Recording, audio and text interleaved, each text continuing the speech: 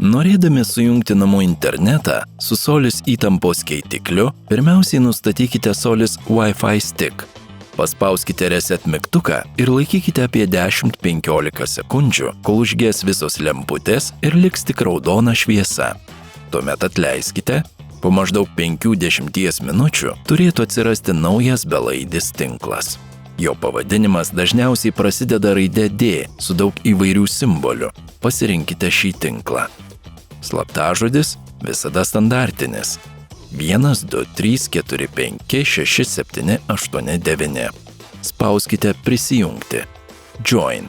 Kai prisijungsite, atverkite interneto naršyklę ir adreso laukelyje įrašykite 10.10.100.254. Atsivėrusiame lange pirmiausiai susikurkite savo slaptažodį. Atsidarius langui, spauskite OK. Tada įveskite prisijungimo vardą admin ir žemiau savo naują slaptažodį ir spauskite Sign in. Naujai atsidariusiame lange spauskite Quick Set. Prie Network Name pasirinkite savo namų Wi-Fi tinklą ir spauskite OK.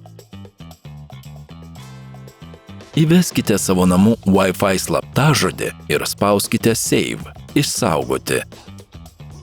Kai Wi-Fi stick įrenginyje užsidega žalia lemputė, reiškia, kad dabar Solis įtampos keitiklis yra prijungtas prie Wi-Fi tinklo ir galite stebėti savo elektrinės darbą Solis Cloud programėlėje nuotoliniu būdu.